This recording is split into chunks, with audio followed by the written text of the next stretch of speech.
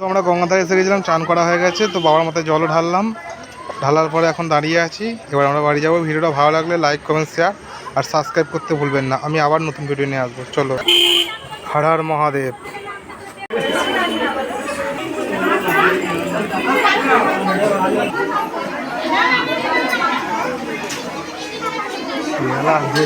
আজকে ঠাকুরটা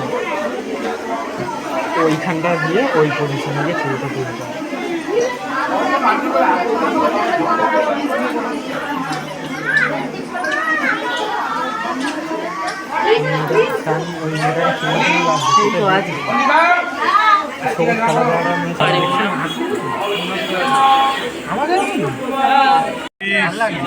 আমাদের শিব মন্দিরে দর্শক বন্ধু দেখো চলছে লাইন।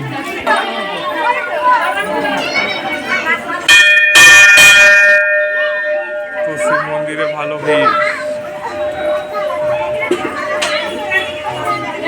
বাঘ আছে।